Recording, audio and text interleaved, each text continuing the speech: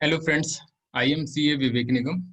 और इस video lecture में फ्रेंड्स हम पढ़ रहे हैं C A final S F M की प्रैक्टिस मैनुअल का क्वेश्चन नंबर 13 है।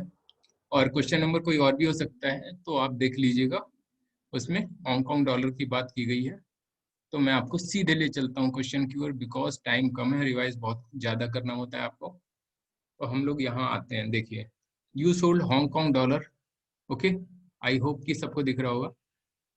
Okay, you sold Hong Kong dollar 100 lakh value spot to your customer.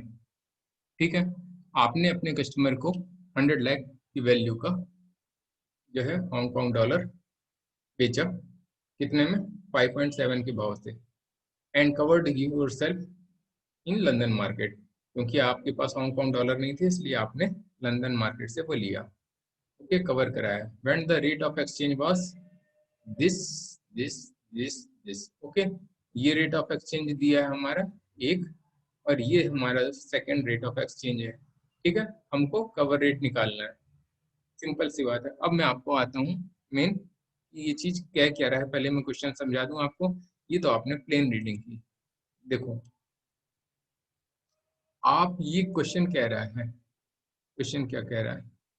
Question कह रहा है कि सर आप एक बैंक हो, आप एक बैंक हो, आपने आपने बेचे हैं 100 lakhs Hong Kong dollar to your customer. ये कोई कस्टमर है आपका, और कस्टमर ने आपको 5.7 रुपीज पर डॉलर के हिसाब से 5.7 रुपीज पर हांगकांग डॉलर के हिसाब से उसने आपको पेमेंट की है। तो उसने पेमेंट आपको कितना किया होगा?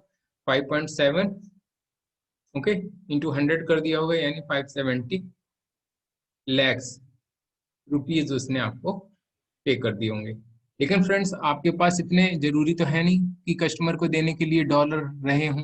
तो आपने ये सारे डॉलर खरीदे हैं एक इंटरबैंक से। ठीक है, इंटरबैंक क्या आपको देगा? वही 100 लैक्स डॉलर देगा, और आप उसको रुपीज दे दोगे। तो फ्रेंड्स, ये रेट तो आपको पता चल गया था रुपीज पर हांगकांग डॉलर का।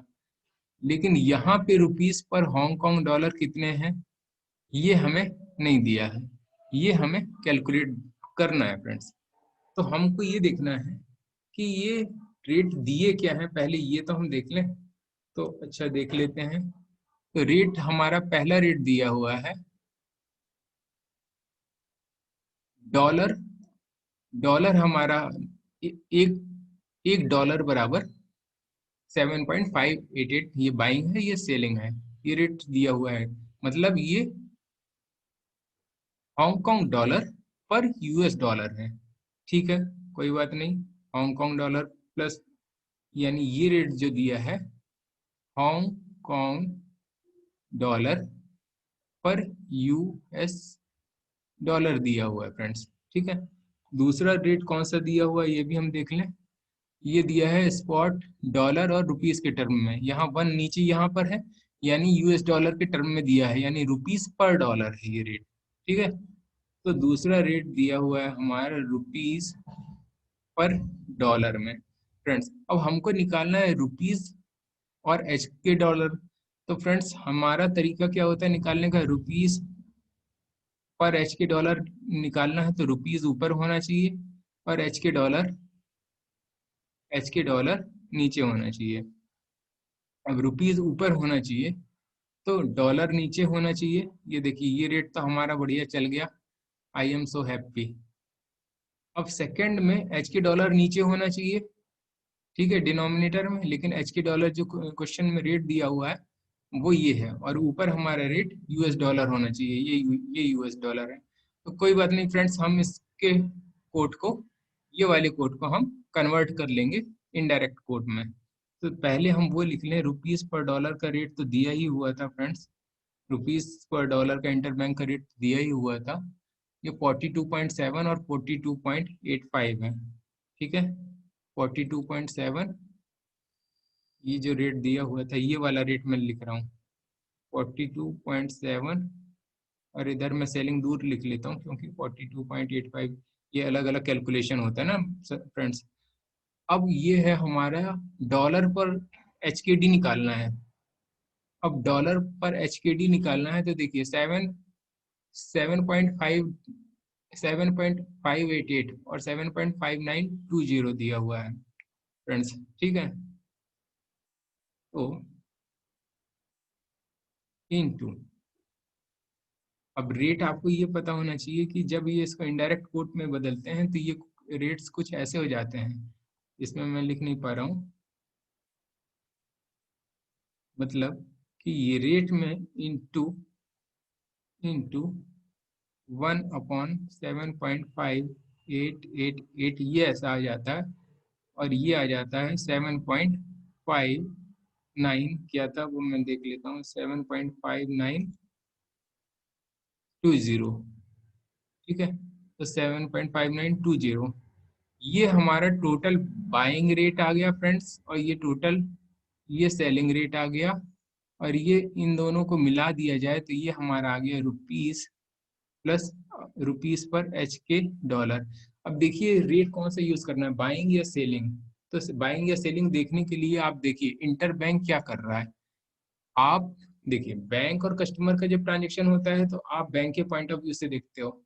जब आप बैंक और इंटर बैंक ट्रांजेक्शन करेंगे तो आप इंटर बैंक के रेट के पॉइंट ऑफ व्यू से देखोगे। इंटर बैंक इज सेलिंग, देखिए इंटर बैंक इज सेलिंग, ये एरो भी मैंने ऐसे लगाया था, इंटर बैंक सेल कर रहा है, ठीक है। तो ये सेल कर रहा है तो हम बैंक के पॉइंट ऑफ व्यू से इंटर बैंक का सेलिंग रेट लेंगे, ठीक है। इधर कस्टमर क्या कर रहा था, कस्टमर भी सेल कर रहा था, तो एक ही रेट दिया था 5.7, लेकिन यदि दो रेट दिए होते तो भी हम इधर पे सेलिंग रेट लेते। तो अभी हमें सेलिंग रेट लेना है, यानी कि इस रेट का तो अब कोई मतलब रह नहीं गया, ठीक है फ्रेंड्स। तो ये रेट का हमारे कोई मतलब का नहीं है, हमारे मतलब का ये रेट है। तो 42.85 अपॉन 7558 ये अपन लोगों को कैलकुलेट करना है, और ये कितना आता है सीधे हम लोग क्वेश्चन से देख लेते हैं फ्रेंड्स, टाइम वेस्ट नहीं करते, टाइम बहुत कम वैसे भी है। तो ये रेट आया है,